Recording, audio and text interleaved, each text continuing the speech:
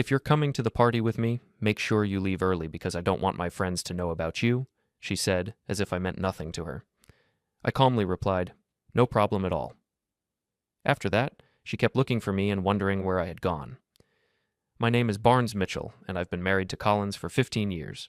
15 years of building a successful plumbing business while she climbed the ladder at Henderson and Associates, one of the city's most prestigious law firms. 15 years of watching her transform from the sweet girl I met in college into someone I barely recognized. The irony wasn't lost on me. I fix broken pipes for a living, but I couldn't fix what was broken between us. It started 6 months ago when Collins began mentioning her work friends more frequently. Every weekend brought another dinner party, another wine tasting, another small gathering, where she'd come home glowing with laughter from jokes I wasn't part of. When I asked about these friends, she'd wave me off with vague descriptions and change the subject. You wouldn't find them interesting, Barnes, she'd say, adjusting her designer earrings in the hallway mirror. They're just lawyer types, very boring shop talk. But she didn't look bored when she talked about them. She looked alive in a way she hadn't around me in years. I wanted to belong in her world, not just finance it from the outside with my blue-collar income that somehow never seemed good enough for her tastes anymore. So one Thursday evening, as she applied lipstick for another mysterious gathering, I asked if I could finally meet these people who occupied so much of her time. Collins paused, lipstick halfway to her mouth, and looked at me through the mirror. For just a moment, I saw something flicker across her face. Panic, maybe, or calculation. Oh, Barnes, I don't think you'd enjoy it, she said, turning around with that practiced smile she used on difficult clients. It's really just work stuff. Very dry legal discussions about cases and precedents. You'd be bored out of your mind. Try me, I said, leaning against the doorframe. I might surprise you. I do read more than just plumbing magazines, you know. She laughed, but it sounded forced. Of course you do, honey. I didn't mean it like that. It's just, these people can be very intense about their careers, very competitive. I wouldn't want you to feel uncomfortable. The way she said you made it clear she was the one who'd be uncomfortable. Collins, we're married. These are your friends. Don't you think it's time I met them? She was quiet for a long moment, studying her reflection again. When she finally spoke, her voice had that careful, measured tone she used when delivering bad news to clients. All right, she said. There's a party this Saturday at Ava's house. You can come, but... She paused, choosing her words carefully. Maybe you could leave a little early. I know how you get tired at social events, and I'd hate for you to feel obligated to stay late just because of me. That stung. I didn't get tired at social events. I got tired of being treated like I didn't belong at them. Sure, I said. Whatever works for you. She smiled and kissed my cheek, leaving a faint lipstick mark I didn't bother to wipe off until she was gone. Saturday arrived with the kind of crisp autumn air that made everything feel possible.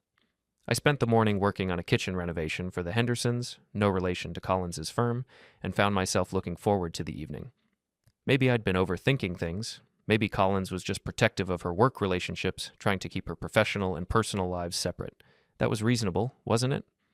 I showered, put on my best khakis and the blue button-down Collins had bought me for my birthday, and even used the cologne she liked. When she emerged from our bedroom in a black dress I'd never seen before, I whistled appreciatively. You look beautiful, I said, meaning it. Thank you, she replied, but she was already checking her phone. We should probably leave soon. Ava hates it when people are late. The drive to Ava's house took us through Maple Ridge, the kind of neighborhood where every lawn was professionally maintained and every driveway held cars worth more than most people's annual salaries. Collins seemed nervous, drumming her manicured nails against the passenger window and checking her appearance in the visor mirror every few minutes. Just remember, she said as we pulled into a circular driveway behind a silver BMW. These people can be a little intense. Don't take anything personally if they seem standoffish at first. They're just protective of their circle. Their circle, I repeated. And so, got it. Ava's house was the kind of place you saw in magazines. All clean lines and floor-to-ceiling windows, with abstract art on the walls and furniture that looked expensive but uncomfortable. The woman who answered the door was perfectly put together in that effortless way that actually required enormous effort, her blonde hair styled in loose waves and her smile bright but somehow calculating. Collins, she exclaimed, air-kissing my wife's cheeks. And you must be Barnes. I've heard so much about you. That was interesting, since I'd barely heard anything about her. All good things, I hope, I said, extending my hand. Her handshake was brief and surprisingly cold. Of course. Come in, everyone's in the living room. The party was already in full swing, maybe 20 people scattered around the open concept space, wine glasses in hand and conversations flowing. I recognized the type immediately, the kind of people who name-dropped restaurants I couldn't afford and discussed vacation destinations like they were comparing grocery stores. Collins immediately fell into conversation with a tall brunette woman about some case they were working on, leaving me standing awkwardly by the kitchen island. I grabbed a beer from the ice bucket and tried to look approachable. "You must be the husband," said a voice behind me. I turned to find a man about my age, impeccably dressed in what was probably a $1,000 suit, holding a martini and studying me with undisguised curiosity. "Barnes Mitchell," I said, extending my hand. "Julian Crawford," he replied. His handshake was firm but brief, the kind that said he was measuring me and finding me wanting. "Collins talks about you sometimes. Good things, I hope." Julian smiled, but it didn't reach his eyes. "She says you're very practical." The way he said practical made it sound like a disease. Our conversation was interrupted by Ava clinking her wine glass with a fork. "Everyone, attention, please. I want to make a toast." The room quieted, and I found myself standing next to Collins, who had materialized beside me with a fresh glass of wine. "To friends," Ava said, raising her glass. "To the people who understand us, who support our dreams, and who make life worth living." Everyone drank, and I noticed several people looking at Collins with knowing smiles. She was beaming, more radiant than I'd seen her in months. The evening continued with me playing the role of the outsider looking in. I made small talk about sports with a few of the men, discussed the housing market with someone's husband who worked in real estate, and generally tried to be pleasant and unobtrusive. Collins flitted around the room like a butterfly, laughing at jokes I couldn't hear and touching people's arms in that familiar way that suggested these relationships ran deeper than casual work friendships. Around 9:30, she appeared at my elbow. "Honey," she said, her voice sweet but with an underlying firmness, "you look tired. Maybe you should head home. I can catch a ride with Ava later." I looked around the room. The party was just hitting its stride, people were getting louder and more animated, and I wasn't tired at all. But I could read the subtext in her suggestion. "Sure," I said. "No problem at all."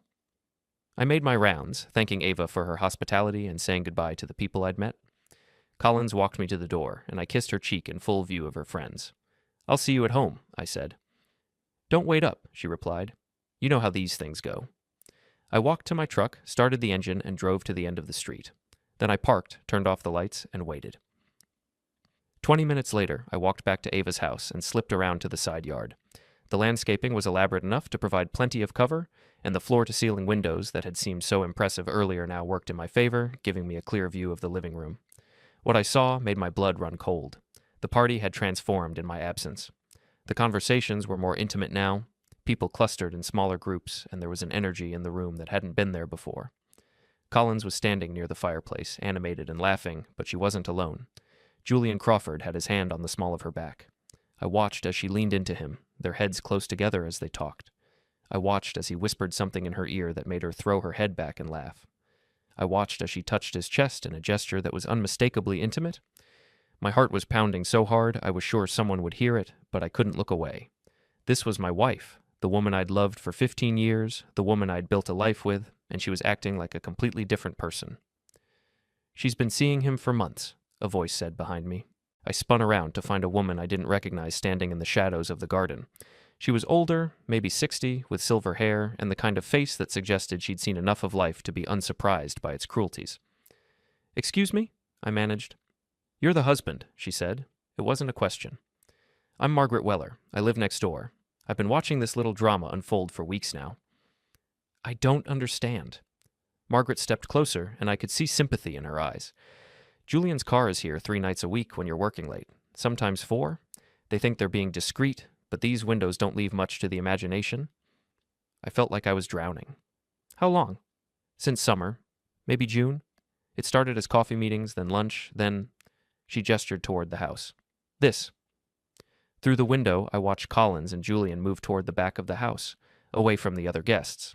Several people noticed and exchanged knowing looks. "Why are you telling me this?" I asked. Margaret was quiet for a moment. "Because I was married to a cheater for 30 years, and I know what it feels like to be the last one to know. Because you seem like a decent man who deserves better. And because that woman has been lying to your face for months while playing house with her boyfriend in front of half the legal community." "Her boyfriend?" I repeated numbly. "Oh yes, it's quite the open secret at their firm. Everyone knows except you." I thought about all the late nights Collins had explained away with work emergencies, all the weekend conferences that seemed to spring up at the last minute, all the times she'd come home glowing and energized, claiming she'd had breakthrough moments on difficult cases. "What should I do?" I asked, though I wasn't sure why I was asking a stranger. Margaret studied me for a moment. "That depends on what kind of man you are. The kind who pretends he never saw this and spends the rest of his life wondering what else he doesn't know, or the kind who decides he's worth more than being someone's secret shame?" Before I could answer, the back door of the house opened, and Collins and Julian stepped onto the patio. They were holding hands. I ducked lower behind the hedge, my heart hammering against my ribs. They were maybe 20 feet away, close enough that I could hear their voices clearly. "I hate that we have to sneak around like this," Collins was saying. "I'm tired of pretending." "It won't be much longer," Julian replied, pulling her closer. "Once the Patterson case is settled and I make partner, we can be more open. Your husband will have to accept reality eventually." "Barnes isn't stupid," Collins said. "He's going to figure it out soon." "So what if he does? What's he going to do, fight me?" Julian laughed. "He fixes toilets for a living. He should be grateful someone like me is willing to take you off his hands." The casual cruelty of that statement hit me like a physical blow. This wasn't just about Collins cheating, it was about both of them viewing me as something less than human, an obstacle to be managed rather than a person whose life they were destroying. "Still," Collins said, "we need to be careful. The divorce will be messy enough without giving him ammunition." "The divorce?" Julian's voice perked up with interest.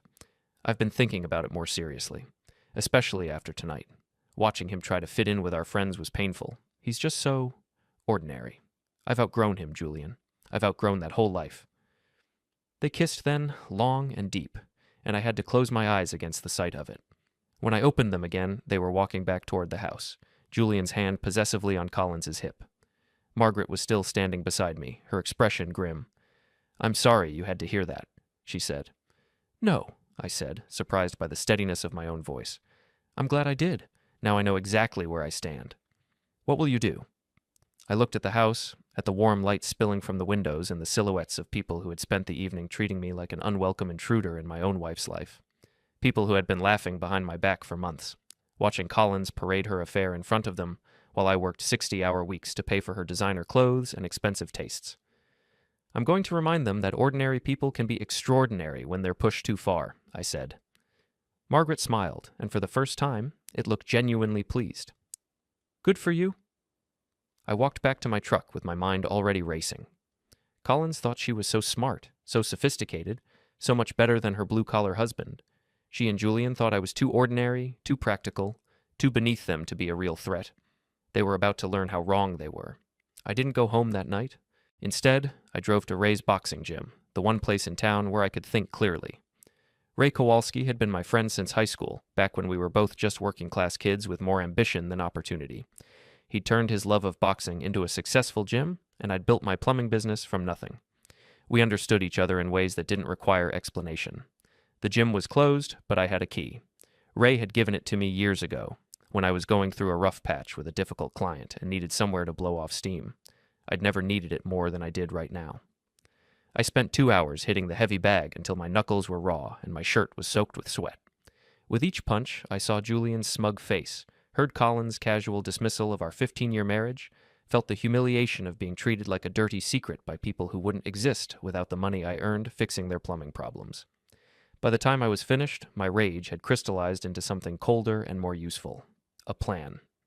Collins wanted to play games? Fine. But she'd been playing by her rules for too long. It was time to change the game.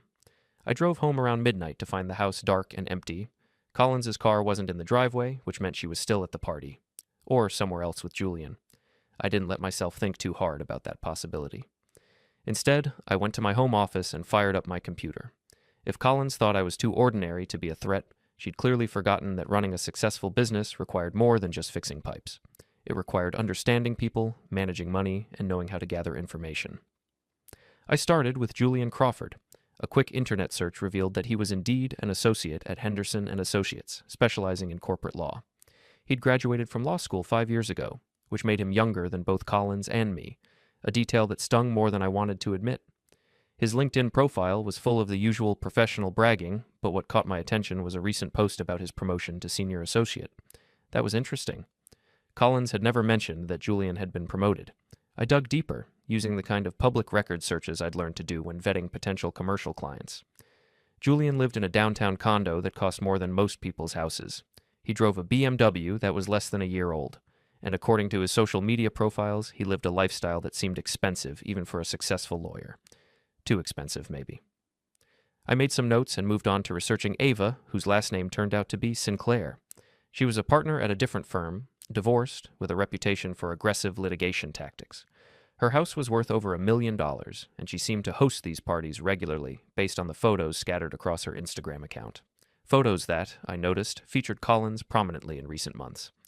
I scrolled through months of images, watching my wife's transformation in real time. There she was at wine tastings, art gallery openings, charity auctions, all events I'd never heard about, all in the company of people I'd never met. In the early photos, she looked slightly out of place, like someone trying too hard to fit in. But as the months progressed, she became more confident, more at ease, more like the person I'd seen tonight. And in the most recent photos, Julian was always nearby. I was so absorbed in my research that I didn't hear Collins come home. The sound of her heels on the hardwood floor made me quickly close the browser and switch to a plumbing supply catalog. Barnes? Her voice was slightly slurred. What are you doing up? Couldn't sleep, I said, turning around in my chair. How was the rest of the party? She was leaning against the doorframe, her hair messed and her lipstick gone. Her dress was wrinkled in ways that suggested it had been removed and put back on. Fine, she said. Just the usual lawyer talk. You were smart to leave when you did? Yeah, I said. I'm very practical that way. Something flickered in her eyes at my choice of words, but she was too drunk to pursue it. I'm going to bed, she announced. Don't stay up too late. I'll be right behind you. But I wasn't. I stayed up until dawn, planning my next moves with the same methodical approach I used to diagnose complex plumbing problems. You had to understand the system before you could fix it, or break it. Collins wanted to keep me as her dirty little secret while she played house with Julian. Fine. But secrets had a way of coming to light when you knew which pipes to rattle. The next morning, Collins slept until almost noon, emerging from the bedroom with a hangover and a guilty expression that she tried to hide behind complaints about the coffee being too weak. I'm thinking of joining the country club, she announced over breakfast, not meeting my eyes. Ava thinks it would be good for networking.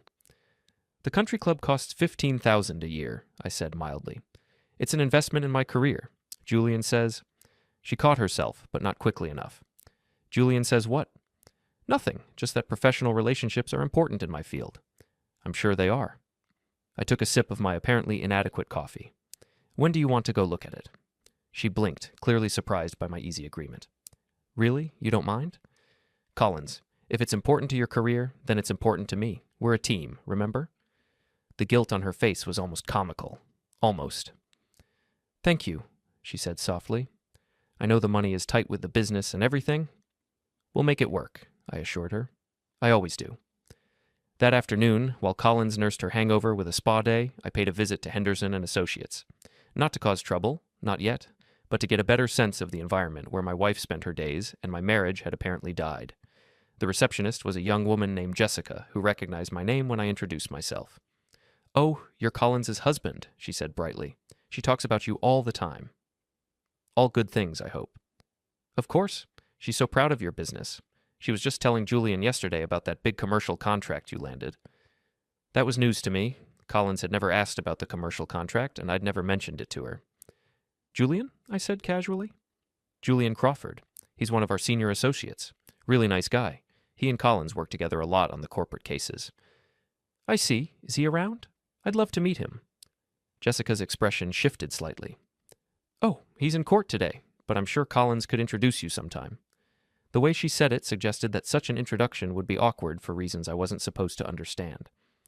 I'm sure she will, I agreed. Well, I should let you get back to work. Just wanted to drop off these flowers for Collins. I handed over a bouquet I'd picked up at the grocery store. Nothing fancy, just the kind of ordinary gesture an ordinary husband might make.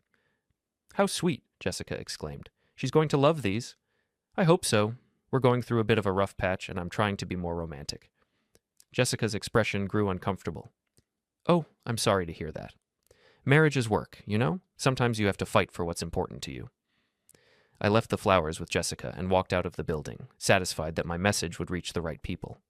By the end of the day, Half the office would know that Collins's husband was making romantic gestures and talking about fighting for his marriage. Let them chew on that for a while. The next few days passed in a strange sort of domestic theater. Collins and I went through the motions of our normal routine. She worked late. I managed my business. We had polite conversations about mundane topics over dinner. But underneath the surface, everything had changed. I watched her differently now, noticing things I'd previously overlooked. The way she checked her phone constantly and smiled at messages she didn't share. The way she'd started wearing perfume to work when she'd never bothered before. The way she talked about her colleagues with a familiarity that suggested relationships far deeper than professional courtesy. And she was watching me too, though she thought she was being subtle about it. I caught her studying me over her morning coffee, her expression puzzled, as if she was trying to solve a problem she couldn't quite identify. The flowers had clearly made an impression. Jessica must have delivered my message along with the bouquet because Collins came home that evening with a forced brightness that didn't quite mask her underlying anxiety. "Thank you for the flowers," she said, kissing my cheek with what felt like obligation rather than affection. "They were beautiful. I thought you might like them. I know I haven't been very romantic lately." "You don't need to," she started, then stopped herself. "I mean, they were lovely. Very thoughtful." "I've been thinking about us a lot lately," I continued, settling into the role of the concerned husband trying to save his marriage. "About how we can reconnect. Maybe we should plan a vacation, just the two of us?" The panic that flashed across her face was quickly suppressed, but not quickly enough. "A vacation sounds nice," she said carefully. "But work is really crazy right now. Maybe in a few months when things calm down?" "Of course. I understand how demanding your job is. All those late nights and weekend meetings?" "Exactly." She looked relieved that I was being so understanding. "You know how it is in law. The clients don't care about your personal schedule." "Speaking of which, you mentioned Julian the other day. I'd love to meet him sometime. He sounds like an interesting guy." Collins went very still. "Why would you want to meet Julian?" "Well, you work with him so closely. I feel like I should know the people who are important in your life." "He's just a colleague, Barnes. I don't think you'd have much in common." "You might be surprised. I'm more adaptable than people give me credit for." That night, Collins claimed she had to work late on a brief that was due in the morning. She left the house at 7:30, dressed in a black skirt and silk blouse that seemed excessive for an evening at the office. I waited an hour, then drove to downtown and parked across the street from Julian's building. Sure enough, Collins's car was in the visitor parking garage. I sat there for 3 hours, watching the lights in Julian's condo, thinking about the life my wife was building without me. Around 11, I saw them on the balcony, silhouetted against the warm light from inside. They were holding wine glasses and standing close together, and even from a distance, their body language told a story of intimacy and comfort. This wasn't just an affair. This was a relationship. When Collins finally came home at midnight, I was waiting in the living room with a cup of coffee and a concerned expression. "How did the brief go?" I asked. "Fine," she said, not meeting my eyes. "Long night, but we got it finished." "We?" "The team. You know, everyone working on the case." "Right, the team." She headed toward the stairs, then paused. "Barnes, are you feeling all right? You've been acting different lately." "Different how?" "I don't know. More attentive, I guess. It's nice, but also—" She trailed off. "Also what?" "Nothing. I'm just tired. Good night." I listened to her footsteps on the stairs, heard the bedroom door close, and smiled to myself. She was starting to feel the pressure, starting to realize that her carefully compartmentalized life was developing cracks. The next morning brought the opportunity I'd been waiting for. Collins had an early court appearance, which meant she left the house before 7. I called in sick to my first job of the day and drove to Henderson and Associates, arriving just as the office was opening. Julian Crawford was easier to spot than I'd expected. He was exactly as Margaret had described, tall, well-dressed, with the kind of confident swagger that came from never having to doubt your place in the world. I watched him park his BMW and stride into the building like he owned it. I waited until lunchtime, then positioned myself in the coffee shop across the street. Sure enough, Julian emerged at 12:30 and headed in my direction. I timed my exit perfectly, bumping into him just outside the coffee shop door. "Excuse me," I said, then pretended to recognize him. "Wait, aren't you Julian Crawford?" He looked puzzled, but nodded. "Yes. Do we know each other?" "Barnes Mitchell," I said, extending my hand. "Collins's husband." The color drained from his face so quickly I almost felt sorry for him. Almost. "Oh," he said, his voice carefully controlled. "Nice to finally meet you. Collins has mentioned you." "All good things, I hope." "Of course." His handshake was weak, distracted. I'm sorry, I'm actually running late for a lunch meeting. No problem, I said cheerfully. Maybe we can grab a drink sometime. Collins is always talking about how much she enjoys working with you. That would be nice. I'll have to check my schedule. I'm sure you will. Well, don't let me keep you from your meeting. I watched him walk away, noting the way he immediately pulled out his phone, no doubt calling Collins to report on our encounter. Good. Let them panic a little. That evening, Collins came home early and suggested we go out to dinner, just the two of us. She chose an expensive restaurant downtown, the kind of place we rarely went to because of the cost. This is nice, I said as we settled into our booth. What's the occasion? Do I need an occasion to have dinner with my husband? Of course not. I'm just surprised. You've been so busy with work lately. Collins fidgeted with her wine glass. I know I have. I'm sorry about that. Maybe I've been taking you for granted. Have you? I think we both have. Taken each other for granted, I mean. You might be right about that. We ordered our meals and made small talk about safe topics. The weather, local news, a movie we'd both seen. But underneath the pleasant conversation, I could feel Collins's tension like a live wire. Finally, as we were finishing our entrees, she brought up what was really on her mind. Julian mentioned he met you today, she said casually. Oh, right, nice guy, very polished. He said you suggested getting drinks sometime. Did I? I was just being friendly. Why, would that bother you? Collins chose her words carefully. It's just that mixing business and personal relationships can get complicated. How so? Well, you and Julian don't really have anything in common. It might be awkward. Because he's a lawyer and I'm a plumber. That's not what I meant. Then what did you mean, Collins? She was quiet for a long moment, staring at her half-finished salmon. When she looked up, her eyes were bright with unshed tears. I meant that some things are better kept separate, she said finally. Like your work friends and your husband? Barnes, please don't make this harder than it has to be. Make what harder? But she didn't answer. Instead, she signaled for the check and spent the rest of the evening in silence. That night, lying in bed next to my wife while she pretended to sleep, I realized that we'd crossed a line. The conversation at dinner had been our last chance to have an honest discussion about what was happening to our marriage, and she'd chosen to keep lying. Fine. If Collins wanted to play games, I was ready to show her what happened when ordinary people decided to stop being polite. The next phase of my plan required patience and precision. Collins thought she was so clever, managing her double life with careful scheduling and elaborate lies. But every system had vulnerabilities if you knew where to look. I started with the money. As a successful business owner, I'd learned long ago to keep detailed financial records. Our joint accounts, our credit cards, our investments. I had access to all of it, and Collins had never bothered to pay attention to the details. She earned good money, but she spent it even faster, assuming I'd always be there to cover the shortfalls with my blue-collar income. It was time to change that dynamic. I started small, transferring money from our joint checking account into my business account. Nothing dramatic, just enough to make the automatic payments for her credit cards bounce.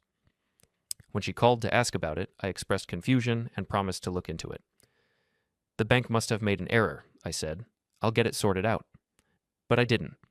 Instead, I let her scramble to cover the payments herself, watching as she realized for the first time in years that her lifestyle had a cost. Next, I began documenting everything. Collins's schedule, her lies about working late, the correlation between her business dinners, and Julian's social media posts. I hired a private investigator, not because I needed proof of the affair, but because I wanted professional documentation that would hold up in court. The PI was a former cop named Detective Sarah Chen, who specialized in domestic cases. She was thorough, discreet, and unsympathetic to cheating spouses. How long has this been going on? She asked after I'd explained the situation. At least 6 months that I know of. Probably longer. And you want comprehensive documentation? Everything. The affair, the lies, the financial impact of her deception. I want a complete picture. That's smart. Too many people let emotion drive their decisions in situations like this. You're thinking clearly. I've had time to get past the emotional part. Chen raised an eyebrow. Have you? Because in my experience, the emotional part is just getting started. She was right, but not in the way she expected. My anger had evolved beyond the simple hurt of betrayal. Now it was something colder and more focused. A determination to show Collins and Julian that they'd underestimated the wrong person. While Chen gathered evidence, I began the social campaign. It started with casual conversations at the gym, the hardware store, the diner where I grabbed lunch between jobs. Nothing dramatic, just a working man sharing his concerns about his marriage with people who'd known him for years. Collins has been working a lot of late nights lately, I'd mentioned to Ray while we worked the heavy bag. I'm starting to wonder if there's something else going on. You think she's cheating? Ray was never one to dance around a subject. I don't know. I hope not. But she's been acting different, distant, like she's got secrets. Word traveled fast in a town like ours, especially when it involved someone like Collins who'd made no secret of her ambition to rise above her blue-collar roots. People remembered when she'd been just another working-class girl dating a plumber. They remembered how she'd changed as her career advanced, how she'd started acting like she was better than the community that had supported her. They weren't particularly sympathetic to her current situation. The real breakthrough came when Chen called with her preliminary report. Your wife is definitely having an affair with Julian Crawford, she confirmed, but that's not the most interesting part. What do you mean? I mean, Julian Crawford is in serious financial trouble. His lifestyle is completely unsustainable on his salary, even with the recent promotion. He's got gambling debts, credit card debt, and he's about 3 months away from losing that fancy condo. So he's using Collins? It looks that way. She's been paying for a lot of their dates, picking up restaurant tabs, even covering his car payment last month. I've got the credit card records. That explained a lot. Julian wasn't just stealing my wife, he was stealing my money to do it. There's more, Chen continued. Ava Sinclair, the woman who's been hosting these parties, she's been encouraging the affair, actively pushing your wife toward Julian and away from you. Why would she do that? I'm still working on that part, but she's definitely not just an innocent friend. This whole thing feels orchestrated. Orchestrated. That was an interesting word choice. Keep digging, I told her. I want to know everything. That night, Collins came home early for the first time in weeks, looking frazzled and anxious. We need to talk, she said without preamble. About what? About us, about our marriage, about everything. I set down the plumbing invoice I'd been reviewing and gave her my full attention. I'm listening. She sat down across from me, her hands clasped tightly in her lap. Barnes, I think we both know that things haven't been good between us for a while. Do we? Don't make this harder than it has to be. We've grown apart. We want different things.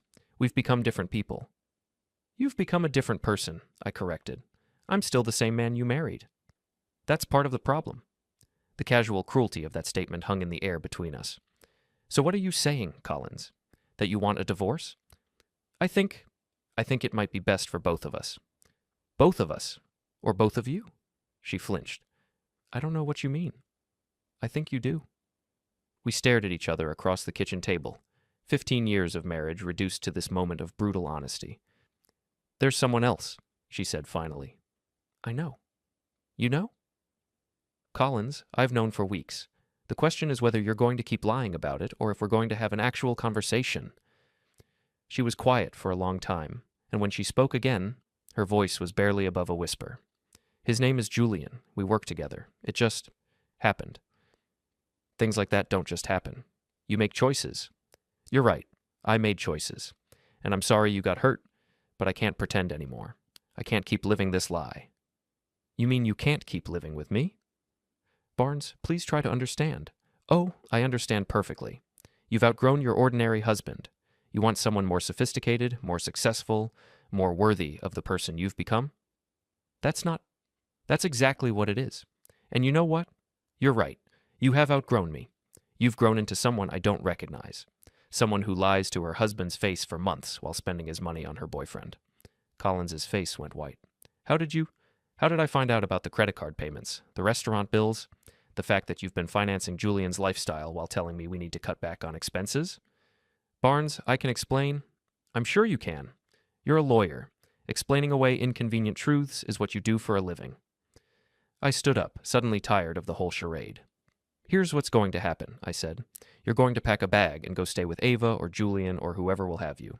Tomorrow you're going to call a divorce lawyer, your own lawyer, not someone from your firm. And we're going to end this marriage with whatever dignity we can salvage. What about the house? Our finances? There's so much to figure out. We'll figure it out, but not tonight. Tonight, I want you gone. Collins stared at me like I was a stranger. I never thought you'd be like this. Like what? So cold, so calculating. I almost laughed. Collins, You spent 6 months planning to leave me while pretending everything was fine. You've been lying, cheating, and stealing from me while I worked 60-hour weeks to support your lifestyle. And you think I'm the one being calculating?" She had no answer for that. An hour later, I watched her pack a suitcase with shaking hands, her confident facade finally cracking under the weight of her own choices. When she was finished, she stood in the doorway of what had been our bedroom, looking lost. "I never meant for it to happen this way," she said, "but you're not sorry it did." She considered lying. I could see the impulse cross her face, but finally shook her head. "No," she said, "I'm not sorry." "Then we understand each other." After she left, I poured myself a drink and sat in my empty house, thinking about ordinary people and extraordinary circumstances. Collins thought she'd won, that she'd successfully traded up from her blue-collar husband to her sophisticated lover. She had no idea the game was just beginning. The divorce proceedings began exactly as I'd expected, with Collins trying to take everything while giving nothing. Her lawyer was a shark from downtown who specialized in high-asset divorces, the kind of man who viewed marriage as a business transaction and divorce as a hostile takeover. But Collins had made one crucial mistake. She'd underestimated me for so long that she'd forgotten I was capable of strategic thinking. The first surprise came when her lawyer discovered that most of our assets were protected by the business structure I'd set up years earlier. The house, the investment accounts, even Collins's precious BMW. All of it was technically owned by Mitchell Plumbing Services, LLC, which made it much harder to divide in a divorce settlement. "This is ridiculous," Collins fumed during our first mediation session. "Barnes, you know half of everything we built together should be mine." "Everything we built together?" I replied calmly. "Collins, you mean everything I built while you spent money we didn't have on a lifestyle we couldn't afford." Her lawyer leaned forward. "Mr. Mitchell, my client contributed significantly to the household income. Your client contributed 30% of the household income while spending 60% of it. I have 15 years of financial records that document exactly how much money she earned versus how much she spent." The mediator, a tired-looking woman named Patricia Holmes, shuffled through the paperwork I'd provided. "These records are quite detailed, Mr. Mitchell." "I'm a businessman, Ms. Holmes. I keep track of my investments." "Your investments?" Colin's voice was shrill. "I'm your wife, not an investment." "We're my wife. And you're right. You were never an investment. Investments are supposed to provide returns." The second surprise came when Detective Chen's report was entered into evidence. Page after page of documented infidelity, financial impropriety, and what the legal system politely called marital misconduct. "Your Honor," Colin's lawyer protested, "this level of surveillance is invasive and possibly illegal." "Actually," my lawyer interrupted, "everything in this report was gathered using perfectly legal methods. Public records, social media posts, credit card statements from joint accounts, and observations made in public places." Judge Harrison, a no-nonsense woman in her 60s, reviewed the evidence with the expression of someone who'd seen it all before. "Mrs. Mitchell," she said finally, "these records show a pattern of deception that spans several months. You've been using marital funds to support a relationship with another man while lying to your husband about your whereabouts and activities." "Your Honor, people fall out of love. That's not a crime." "You're right, Mrs. Mitchell. Falling out of love isn't a crime, but fraud is." The word hung in the air like a death sentence.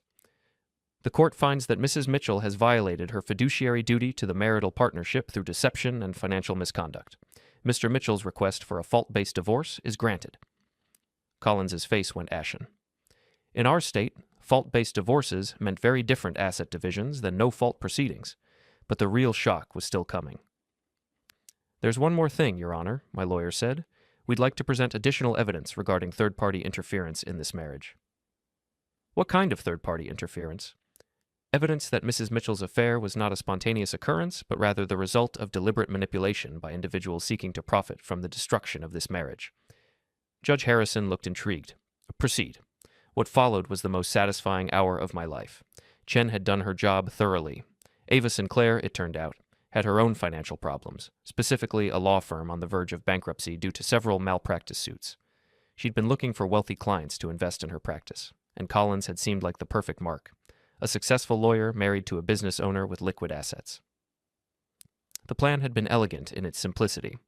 Ava would introduce Collins to Julian, encourage the affair, and slowly convince Collins that she deserved better than her blue-collar husband. Once the divorce was final and Collins had her settlement, Ava would approach her about investment opportunities. Julian's role was to be the bait, the sophisticated alternative to the ordinary plumber. In exchange for his services, Ava had been covering his gambling debts and keeping him afloat financially. So, you're telling me, Judge Harrison said slowly, that Mrs. Mitchell was essentially the victim of a con game? A con game that she participated in willingly once she understood the benefits, my lawyer clarified. The evidence shows that Mrs. Mitchell knew about Mr. Crawford's financial problems and chose to use marital funds to support him anyway. Courtroom verdict. Collins stared at her hands, face burning with shame. Julian wished he could vanish. The judge revealed Ms. Sinclair had been disbarred in 2 states and faced ongoing investigation. Judge Harrison ruled, due to fraud, manipulation, and financial misconduct, Mr. Mitchell receives full ownership of marital assets, except Mrs. Mitchell's personal effects and equipment. No alimony. She pays her own legal fees. Collins's lawyer protested. Your Honor, this is unusual. Your client defrauded her husband. She's fortunate I'm not referring this for criminal charges. Outside, Collins approached me. This isn't over. It is, I said. You planned to leave me while stealing my money. You meant every bit of it. She asked what she'd do now. Lost job, home, friends. You'll figure it out. You're smart. Will you forgive me? Probably, but I'll never trust you again. I drove away, leaving her in the wreckage of her lies. 6 months later, Julian was driving an old Honda, working a modest job. Ava's schemes collapsed, stranding them both. He apologized. I accepted, but noted, some of us earned our hard times. I'd kept my promise to prove ordinary people can outsmart the extraordinary when pushed. The best revenge is getting even.